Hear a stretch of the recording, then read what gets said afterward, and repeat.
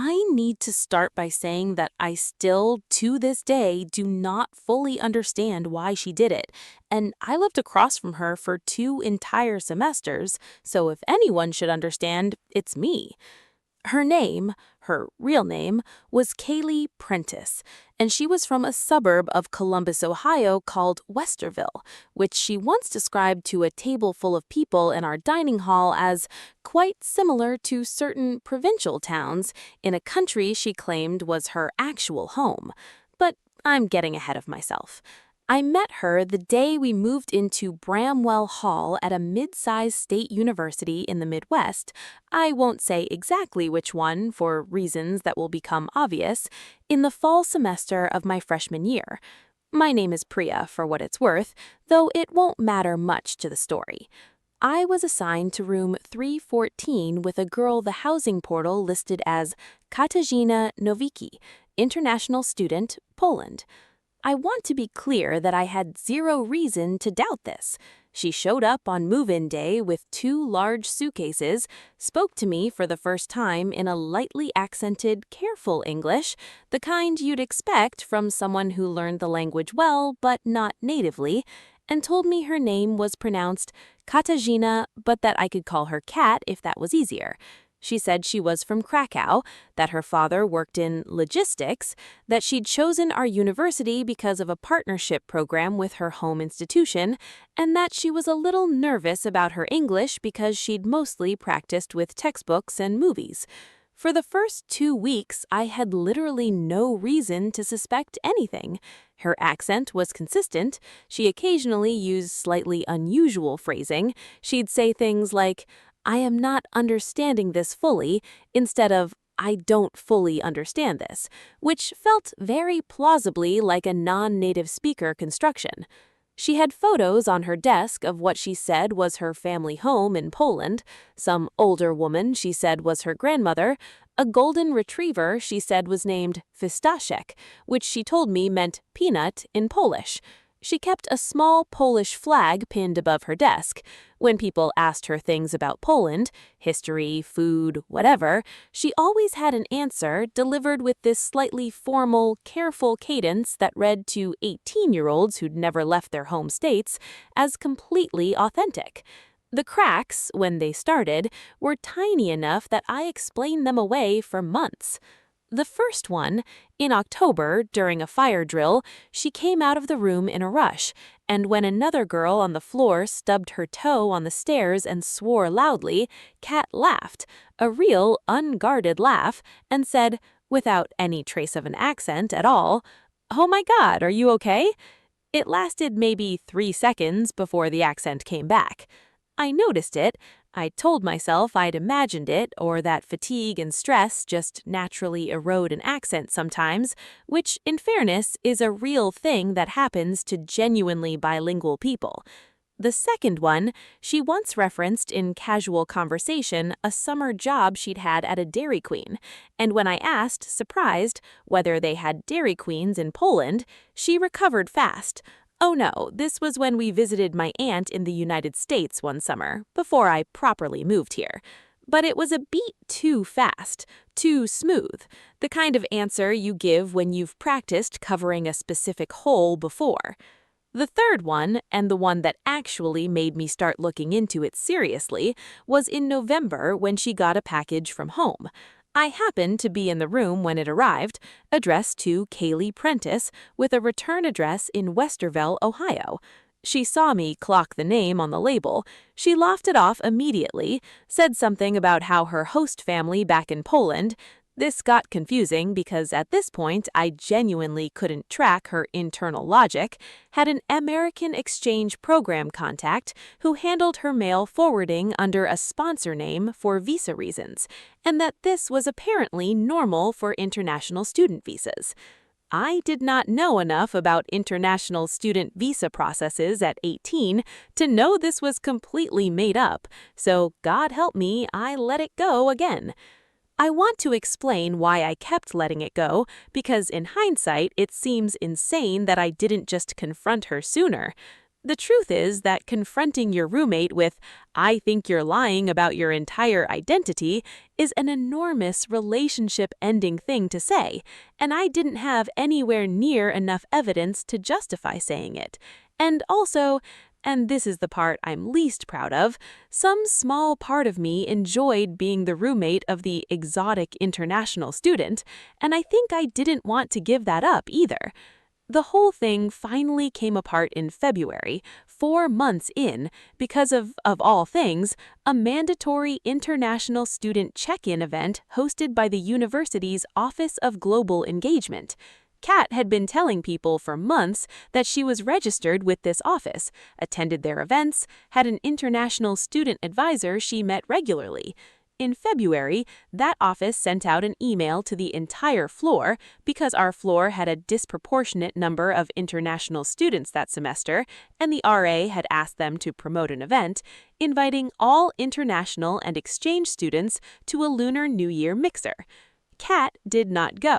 When someone asked her about it afterward, she said she had a scheduling conflict. I went out of curiosity, mostly to see if anyone there knew her. I asked the woman running the check-in table, casually, if she knew Katarzyna Nowicki. She checked a list. This office maintained a full roster of every officially enrolled international and exchange student on campus, and told me politely but definitively that there was no student by that name registered with their office, and that if she were an international student on an F1 visa, she would necessarily be on that list, no exceptions.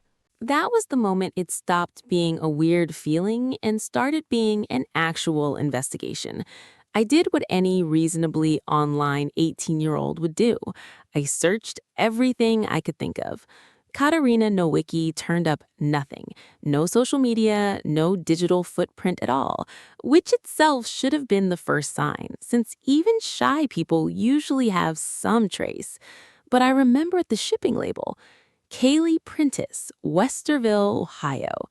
I found her in about 4 minutes. A public Facebook profile, mostly dormant since high school graduation, but real, with real photos. Kaylee in a Westerville prom in 2019. Kaylee in a marching band uniform. Kaylee tagged in family photos with the caption that said, "Miss you, Grandma," next to a photo of an older woman who was, unmistakably, the same Polish grandmother from the photo on Kat's desk.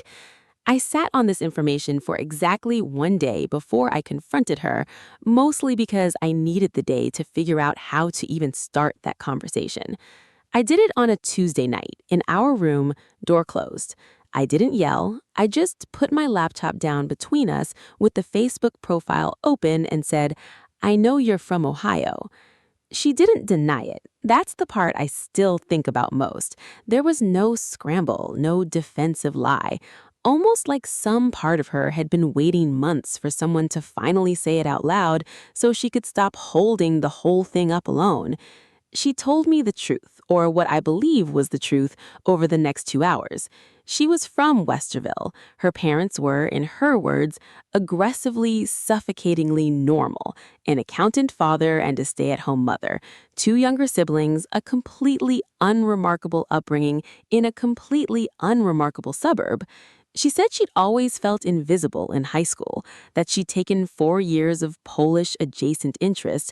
Apparently, she'd become mildly obsessed with Polish history and language in 10th grade after a school project, taught herself a real amount of the language through apps and YouTube over 2 years, and that when she got her housing assignment for freshman year and realized she was being placed with a completely random roommate who had no way of verifying anything about her, some reckless, desperate part of her decided that this was her chance to become someone else entirely.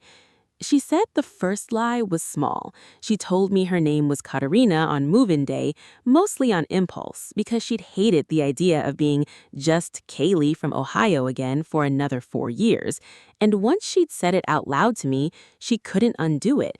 And every day she didn't correct it felt the eventual correction more impossible than the day before. By the time the whole floor believed it, 6 weeks in, she said it felt less like a lie she was telling and more like a person she was actually becoming. And she said, and I remember this specific sentence clearly, for the first time in my life, people actually wanted to know things about me. I asked her what she'd been planning to do long term, how she thought this was going to end, given that eventually people graduate, get real IDs checked at bars, apply for jobs with real transcripts. She said, honestly, she hadn't thought that far ahead. She said she'd sort of assumed something would force the truth out eventually, and some small part of her had been waiting for exactly this conversation for months, dreading it and also relieved at the idea of it finally happening. I did not tell the whole floor. I want to be clear about that, because I think a lot of people in my position would have. Kaylee asked me not to, cried actual tears asking me not to. And something about the whole situation, the elaborate loneliness of it, honestly, made me feel less like I'd caught a con artist and more like I'd caught a genuinely sad, lonely 18-year-old who'd found an unsustainable solution to a real problem. We agreed, together, on a plan. She would transfer the fictional Katarina at the end of the semester, tell people the partnership program had ended, or she decided to go home, whatever cover story she wanted, and quietly become Kaylee again the following year, ideally on a different dorm where nobody would ask questions about the sudden and complete disappearance of an accent. It mostly worked. She moved to a different dorm sophomore year, introduced herself as Kaylee, and as far as I know, most of the people from that floor never fully connected the dots, or if they did, nobody made a big enough deal of it to become a story people still talk about on campus, which I genuinely think surprised both of us. We stayed friendly for the rest of college, though the friendship never fully recovered the specific texture it had before I found out someone maintained a fake accent in front of me for 4 straight months without flinching. Last I heard from her a few years after graduation, she was working in HR for a logistics company in Columbus, which, under the circumstances, felt like an almost too perfect punchline.